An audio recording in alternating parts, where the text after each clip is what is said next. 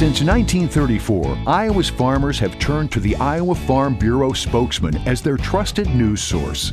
Now, the Spokesman Speaks. Listen in and hear from leading experts on topics important to farmers and agriculture. Now, here's your host. Welcome to our January 5th edition of the Spokesman Speaks podcast. I'm Andrew Wheeler. We're going to kick off 2026 the right way. First, we'll have former Iowa Hawkeye women's basketball coach Lisa Bluder share some tips we can all use to become better and more resilient leaders in the coming year.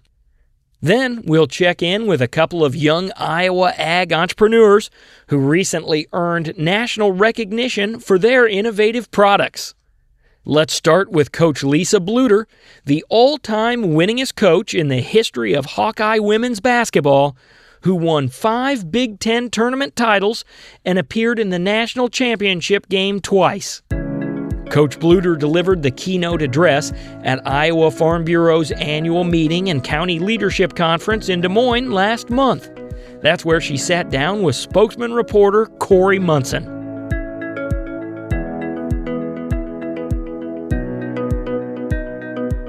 Coach Bluder, thank you so much for taking the time to meet with us today. What's the core message you're sharing with Iowa Farm Bureau members this week?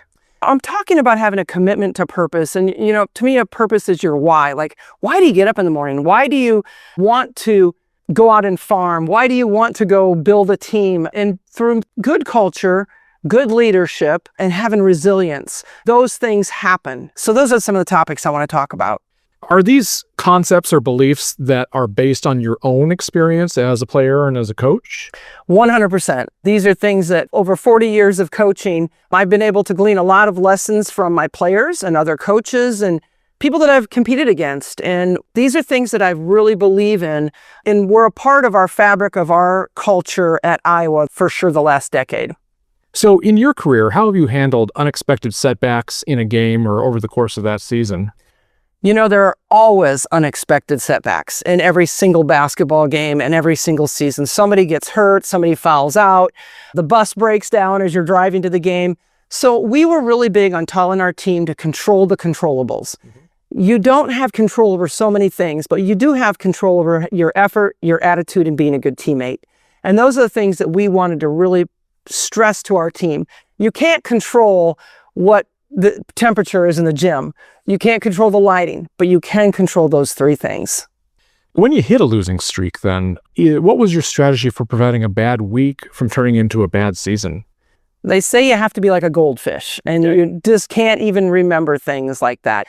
I tried to, when I had a bad week, almost give the team permission to let it go, to destroy it. I would go in and rip up statistics and say, okay, that one's over. Or back in the DVD days, you bring them in and you break them or pull the tape out of the VHS, just to give them permission to move on, that it's over. We're going to learn from our mistakes, but we're not going to settle into that spot. We're going to use that opportunity of failure to grow and to get better. And so not fearing it, but embracing it, letting it go, and then moving on after you've learned those lessons.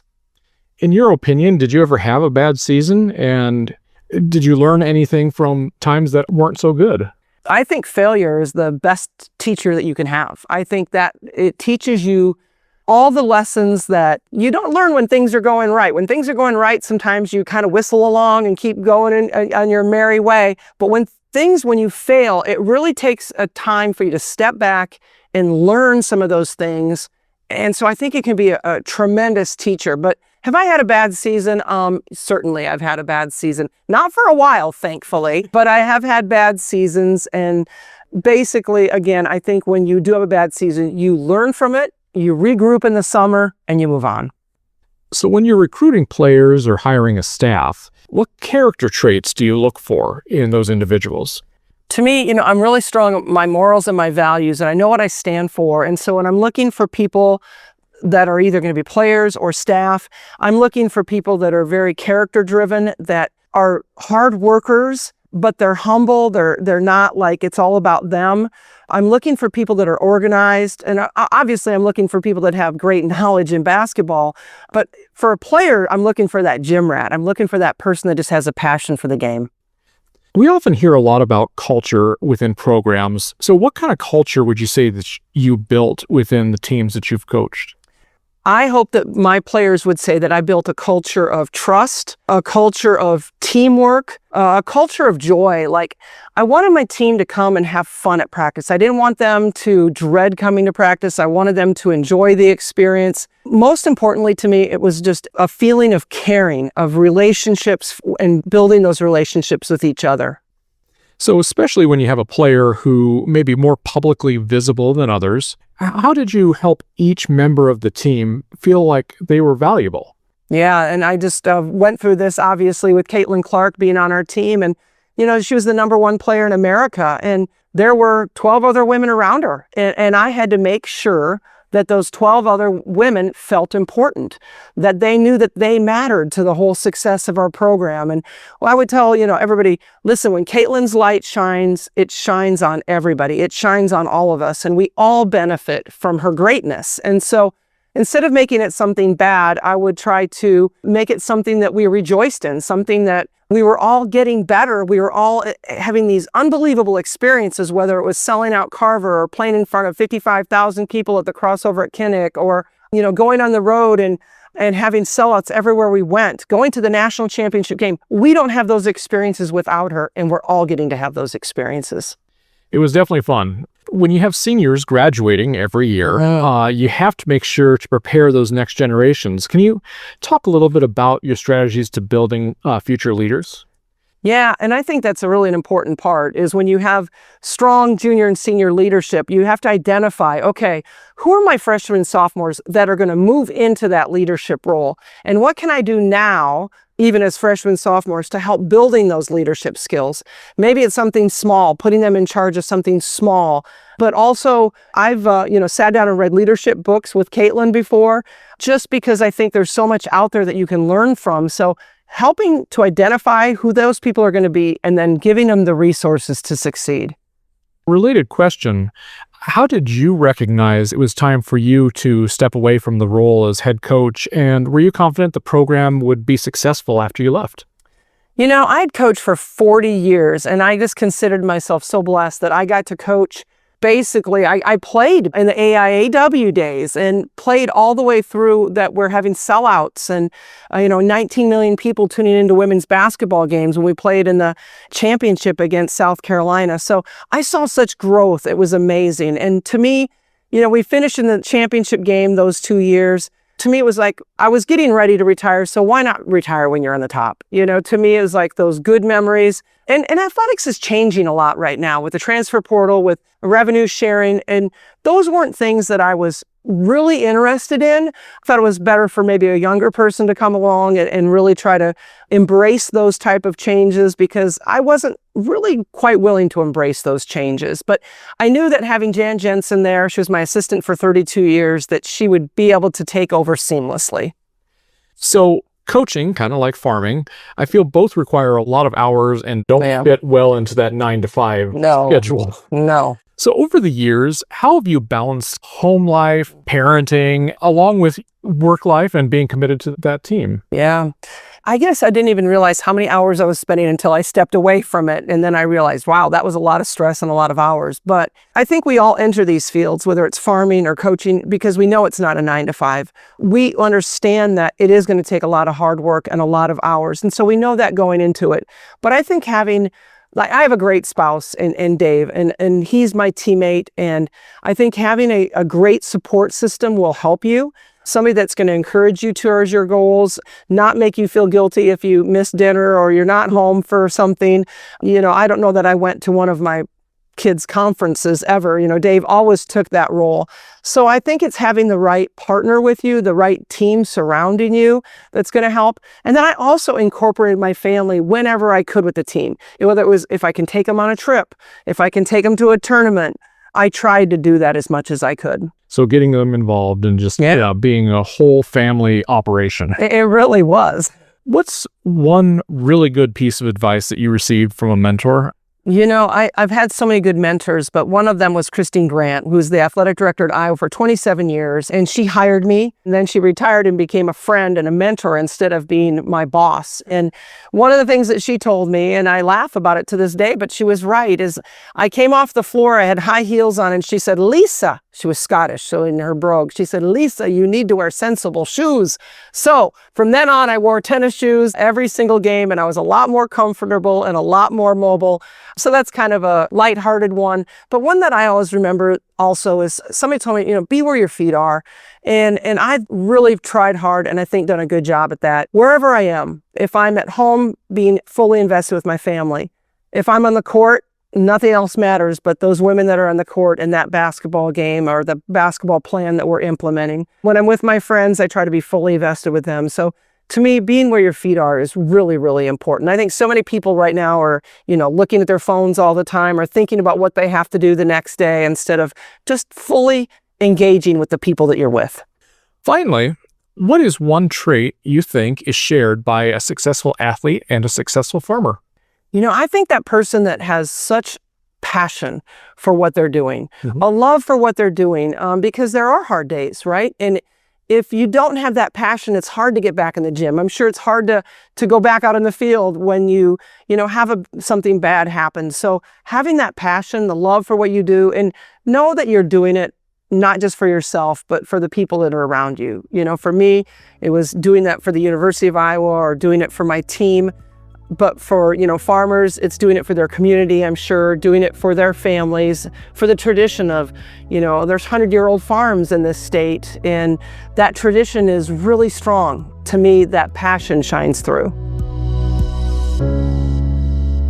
Thanks, Coach. I know that our farmers listening in can relate to the parallels between sports and farming. Whether it's controlling the controllables or one of the other tips Coach Bluder shared, I hope you're able to take something from that conversation that benefits your farm and the other organizations you lead in 2026. Next up are two young Iowa Farm Bureau members with high hopes for 2026.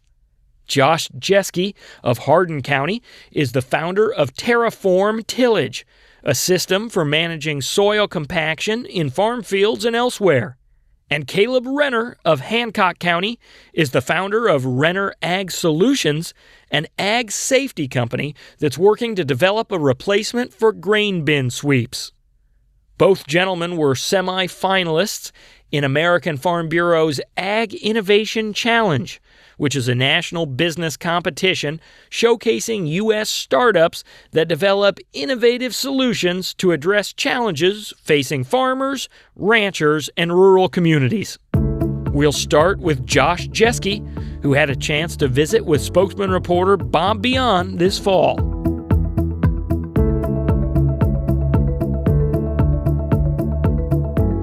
Hey Josh, welcome. It's great to see you again. Right on. Good to be here, Bob. Tell us a little bit about Terraform Tillage and what inspired you to start the business. I'm a central Iowa farmer, and we'd been farming conventionally for about 120 years, and I could tell that our soil had become a little lighter. We're more prone to losing yield to erosion and droughts, and I was wondering, where we could start to cut back on some of our heavy tillage on acres that weren't going to get a benefit. So I started researching soil compaction and found that there weren't very good tools on the market to determine whether we really had a soil compaction issue worth trying to fix, or where we could cut back and save on all those costs and maybe improve the health of our soil long term. So seeing that there wasn't a good thing on the market for evaluating compaction, I kind of set out over the last 5 or 6 years to start building the tools that can help farmers all over. When did you realize that your idea had potential on the farm, that it could maybe become a business? So I was doing some deep tillage, right? And I could feel that the tractor would bog down in certain areas. For example, where we drive in and out of the field, that gets a lot of repeat traffic, and the compaction bottlenecks in that area and kind of goes out from there. And I could feel that the tractor would really bog down. So I had the idea to make a sensor that you could put directly into that tillage implement that could quantify that. And sharing this idea with other people, a lot of people who have done deep tillage have the same exact experience. We've been able to feel it, but we want to be able to quantify it. We want to be able to map it in real time and start to really fine tune our management and our adjustments across the field. Instead of just doing blanket practices, now we can implement variable rate tillage in different parts of the field. So sharing that idea with other farmers gave me the confidence that, I'm really onto something here, and there wasn't really anything else that could replace that. So you and I actually talked a few years ago when you had just kind of gotten started for a couple years. Have we seen any changes or advancements that you can share since you initially got underway? Well, let me take you all the way back to the start. My business was basically me just going out with my handheld penetrometer system, my handheld soil compaction tester that I outfitted with my smartphone technology to map fields for different farmers. So I'd been doing this as a service, and I've likely poked this thing in the ground maybe more than anyone else on the planet the last few years, going out and helping different farmers all across Iowa with their soil compaction assessments. Since then, we've launched that product, the Smart Probe. Essentially, it's a smartphone adapter that mounts right to your soil penetrometer, and that gives you the opportunity to actually collect those compaction data readings and map them out with your phone in real time. We launched that a little over a year ago, and we've got just over 250 users. And the crazy part is we're actually in 33 countries. So all over the world, people are finding value with this. And it's not just our Iowa friends and family that are doing corn and beans. It's people all over the world in agroforestry, food and produce. Golf courses have been a surprisingly big market for us as well. So that's been a really big step in the game for us, was releasing that product. And we've got some other big software updates that are going to help a lot of agronomic service providers be able to onboard this tool and make reports better and start to use this tool as a service for their clients. The other thing is we unveiled our tillage tuner system. So this is the sensing technology that we can put directly into the coil spring of almost any tillage implement. And we had an amazing season of testing this spring, and I'm really excited about what we're going to be testing this fall. I can't tell you, I really want to. Just know it's going to be a game changer. Well, you were named a semifinalist in the American Farm Bureau Ag Innovation Challenge. What does that recognition mean to you and your team? Wow. To make the top 10 in such a prestigious nationwide competition, it's really such an honor. It's like every potential investor I've ever met, it seemed like, was reaching out. Congratulations on that. It really is an amazing accolade. And when you look at the competition, it's even more humbling. Just the quality of their contestants was fantastic. I know they had well over 100 applicants this year, and to make the top 10, it really is a major honor. And kudos and a big thank you to the Federation for giving me the spotlight and the opportunity to present on a stage like that. Well, innovation in agriculture can take some time to gain traction. What's been your biggest challenge so far, do you think, and how have you worked through it? A lot of farmers aren't used to seeing compaction testers. There's some, but they're not everywhere. It's kind of a new technology to a lot of farmers, and the rate of adoption isn't as fast as maybe a lot of guys, tech bros, might be adopting technology. So there's a slower rate of adoption with, your conventional farmers that we found. Not everybody wants to change in an instant what they're doing. So it's been a little slower in some regards there. On the flip side, the market is way more broad than we ever thought, being in 33 countries and all these different kinds of industries. So there's been a trade-off there. It's not been super widely adopted right off the bat by farmers. I mean, that's probably 60 to 70% of our market. What kind of impact do you hope Terraform will have on agriculture, both here in Iowa and nationwide and now worldwide? The impacts I wanted from the very beginning was just to see a difference in my own farm, in my own soil. And I am so happy with the results over the last 3 years. So we went from essentially full conventional to really only doing subsoiling on the acres that we detected soil compaction levels in. In the last few years, I've had near or record yields across the board, with the exception of just a couple fields, along with the lowest tillage input costs on record. So it's been fantastic for our farm. We've saved so much time and fuel and maintenance and repairs on tillage that we weren't getting benefit from to begin with. But now to see our yields just climbing, and our lowest performing fields are starting to become some of our best performing fields. So that transformation has been amazing to see. We do keep some fields conventional for comparison, and those fields oftentimes have to struggle with drought a lot. It's a big issue for us. So if we don't have perfect weather conditions, a lot of those full conventional fields of ours kind of struggle. And every field's different. A lot of farmers can do a lot of that conventional tillage and never have any issues. That was one of the biggest things I wanted to see on our farm, was our soil improve and then our yields and profitability improve. We've been seeing that consistently since we've started every year. Regionally, I wanted to drive around and not see so much black dirt. Knowing what I know now and doing the amount of research on compaction that I have, I can say fairly confidently that the majority of subsoiling, the majority of that disc ripping isn't serving an agronomic purpose, right? I want to be able to drive around and see more cover crops and see more no-till and know that the soil is going to be sticking around for the next generation and not flying to the next state over when we get a bad wind or washing down into the water. And not any farmer wants that. That's not good for the farmer. It's not good for people downstream. And farmers are diligent, smart workers. And it's rewarding to be able to see that transition over time and the work we're doing. That's super satisfying. And globally, it's kind of changed a little bit now, right? I think on a global level, farmers have the opportunity to be fantastic stewards of the land. We can sequester a lot of atmospheric carbon from the world that can contribute to things like climate change. So farmers globally have the power to make these amazing transitions globally. Some of the other more beautiful things we've seen is like some of these places that are using the SmartPro system aren't necessarily the most food secure. So to see people using it to help grow their food in places where maybe they don't have the same level of food security as we do here in central Iowa, it's really rewarding and something I didn't expect. But those are kind of the changes that we're seeing and the impact that I want to have on a large scale. Well, let's end with this. I know you teased us a little bit with this, but kind of looking ahead, what's next for Terraform, and how do you hope to use this experience with the Ag Innovation Challenge as a springboard for future growth? The long-term play here is to really make sense and act tillage work, right? So if we can sense the compaction ahead of that implement and then perhaps measure the compaction behind that implement, we can know exactly how to manage that implement in real time. So if we can make those adjustments to the aggressiveness of your tillage based on your current soil conditions, I think that's going to unlock a wave of better tillage, better yields, better soil management across the board. So I guess I'll leave you with that. I think Sense and Act is the long-term play here and what's going to make a really crazy impact on the ground. Nice work, Josh. We wish you the best as you continue to grow your business around the world.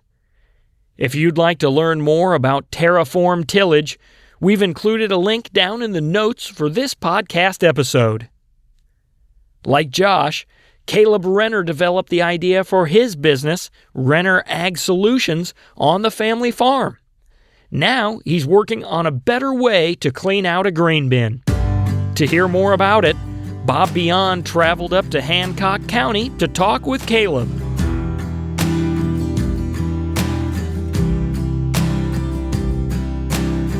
Why don't you tell us a little bit about Renner Ag Solutions, what your business does, and what sparked the idea behind it? Absolutely. Well, Renner Ag Solutions, technically, it's an ag tech corporation that I founded a year ago for the purpose of developing and engineering a novel technology that I refer to as the agronet. The agronet was thought of inside of a grain bin. As a farmer, I'm expected to clean out grain bins with a piece of technology called the bin sweep. Now, the bin sweep is a free spinning revolving auger that funnels corn into the center sump, and then you discharge it out of your grain bin and you haul it into town, etc. It's dangerous for many different reasons. It's also highly inefficient and very laborious to work around.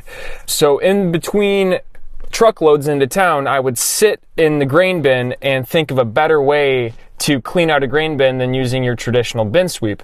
That's where I came up with the flagship product of Renner Ag Solutions, the agronet, what I'm currently developing as we speak, actually. So are there other aspects to Renner Ag Solutions as well? Currently, the only purpose of Renner Ag Solutions as of now is to develop and also someday, hopefully, market the agronet. You talked a little bit about the gap or the need in agriculture that you're seeing. How have farmers responded to your innovation so far? What kind of feedback have you received from early users or customers, or just from what you're seeing on your own? Yeah, farmers, just off of the concept alone, have overwhelmingly responded positively. And that's great to hear and all, but I'd say that positivity and that excitement is almost immediately followed up with a certain level of skepticism. If you broke down my technology, it's polyester mesh nets that lift up and change the angle of grain inside of the grain bin when you're cleaning it out. And that is a pretty Herculean task to do for some car battery winches and essentially like nylon polyester. So the farmer has almost always responded with a little bit of skepticism. The test that I'm going to conduct next up is in a 30-foot grain bin. And just to kind of put things into perspective. Yeah, how does it work? I have a series of 3 mesh nets that are all breathable that I've lined the inside of the grain bin with. And those nets are connected via cable to a electrical winch which is bolted into the concrete pad beneath the grain bin. When you're ready to clean out the grain bin, you click a series of rocker switches on a control panel which activate each individual winch. What I'm trying to do is gradually change the angle of repose of grain inside of the grain bin. So the farmer no longer has to enter. He can just stand outside and watch a camera and click buttons which will lift up that net incrementally, causing it to trickle into the center sump all by itself with just gravity. No moving parts besides the winches outside the grain bin. The reason why, that's kind of a crazy idea is because in the 30-foot grain bin that I'm running my test in, if we weighed all of the grain that's in there during the loadout process when you would use a bin sweep, that is 175,000 pounds of weight. It's pretty remarkable. What I've learned is if you divide that into 3 nets and you do it incrementally, it's doable. It's just going to be a very intricate and technical process. So tell me about the safety aspect of it, why this is important to keep farmers out of the grain bin. I start by looking at the CDC data, which says that there's a reported, in the year of 2022, there's around 40 to 60 grain bin related cases. Deaths, right? Well, some of those result in deaths, yeah. A lot of those come from grain entrapment, but something that does fly underneath the radar are cases related to bin sweeps. Farmers can get their pant legs stuck in and it's a free spinning auger. Yeah. It's dangerous to be around. Farmers are supposed to kick it and move it forward. They're supposed to scoop around it. My seed salesman and good friend of mine, his name's Dave Banky, he lives probably 15 minutes from here, nearly lost his leg from bin sweeping. So this is a local problem that I am addressing. It hits a little close to home. Also, my grandpa only has 3 fingers on his left hand and he lost those from a grain bin case. So that's what kind of motivated you to look into something like this? Yeah, a little bit, but I'll be honest with you. What motivated me to look into this case is my hatred of cleaning out grain bins. And I think that's what's going to motivate farmers to buy it. The real draw for this is going to be the reduction of labor, the reduction of hiring other guys to do this and put them into compromising positions. That's going to be the real draw of my product. Being named a semifinalist in the Ag Innovation Challenge puts you among the top ag entrepreneurs in the country. What was your reaction when you found out? I was pleasantly surprised because from my perspective, I live a very quiet life here on the farm. Sometimes I fail to recognize that this has the potential of being a widespread national technology that can affect farmers all across the world. And to me, sometimes it just feels like a project that I'm doing. But the implications that this has is huge if it works and can change how we view grain storage. So when I found out that I was a semifinalist for the Ag Innovation Challenge, it was shocking, but also very humbling. It kind of made me realize that what I'm doing is bigger than myself, and also I got a lot of work to do left also. So the challenge also provides some mentorship and some exposure. What have you learned or taken away from the experience? I think one of my bigger takeaways is what Farm Bureau is prioritizing themselves in. I've got my finger on the pulse for some of the policy that is happening in Farm Bureau as a member of Young Farmers and also as a local County Farm Bureau board member. So to learn that Farm Bureau has taken such a priority, not just the Iowa Farm Bureau, but the National Farm Bureau has taken such a priority in grain bin safety, the issue that my product is addressing and is sort of turning into somewhat of a life mission of mine, is incredibly encouraging. And I'm excited to see that partnership and that relationship develop and grow as time goes on. entrepreneurship in agriculture can be kind of risky. I'm sure you've had plenty of learning moments along the way, but if you were to name one big learning moment that you've had since launching Renner Ag Solutions, what would you say? I'll give you a practical lesson, and then I'll give you something maybe a little more broad. Practically, lawyers charge by the hour. So make sure and keep your conversations brief and know what you want before you go into that conversation. From a more of a broad and maybe sort of philosophical thing that I've learned is I have never regretted sticking my neck out for something that is like an idea, something creative oriented. I've always regretted not sticking my neck out or taking that big jump. So for anybody who is listening to this or is thinking about maybe trying to go on a little venture of your own and develop that big bright idea you have sitting in the combine cab, you're going to regret it a lot more if you don't pursue it than if you do. So you touched on this a little bit before, but going forward for the next year, what's next for your applications with this and your testing? Well, literally just days ago, we installed the 30-foot beta prototype with updated design, the series of nets instead of just one big net. And we aim to test it maybe in the coming months. We need to sell some grain to empty it out first. But how that test is conducted sort of paints the picture of how my company is going to look going forward. If it doesn't work, we've got a long, long road ahead of us. It's back to the drawing board. And in some ways, it won't work, no matter how you look at it. That's just the nature of being an entrepreneur. If it is successful and I can clean out a grain bin with my technology, my product, then that's great, but now we need to sell it to people. Now we need to talk to industry leaders. So by 2026, in a perfect world, I hope to be developing my product more, but also conducting pilot programs with farmers in the area just to get some more data and also to get my product out there. I want these guys taking videos of it, posting it online. I want to be doing a lot more interviews like this, getting the word out there that I'm developing this and I need help. And that this is here to stay, and it's going to be the future of cleaning out grain bins. If someone wants to reach you, talk about this, how do they get a hold of you? Well, you could email me, caleb.renner@renneragsolutions.com. That's caleb.renneragSolutions.com. Reach me there. Also, I've got my website, RennerAgSolutions.com. You can find all my contact information on there. I'd be thrilled to have a conversation with anybody who's interested. What a great concept, Caleb. I know that grain farmers and anyone else who's had to clean out a grain bin are cheering you on. To learn more about Renner Ag Solutions, check out the link to Caleb's website down in the notes for this episode. That's all for this edition of the Spokesman Speaks podcast. We hope you enjoyed it and that you'll join us for our next episode on January 19th. Thank you for doing the work that inspires everything we do here at the Iowa Farm Bureau, and thanks for listening to the Spokesman Speaks. Thank you for listening to the Spokesman Speaks, a podcast by Iowa Farm Bureau. Check out more podcast episodes at iowafarmbureau.com/podcast. You can also find and subscribe to the Spokesman Speaks podcast in the Apple Podcasts app, Google Podcasts, Spotify, iHeartRadio, and other popular podcast apps. We appreciate your ratings and reviews, and we welcome you to email us your feedback at podcast@ifbf.org.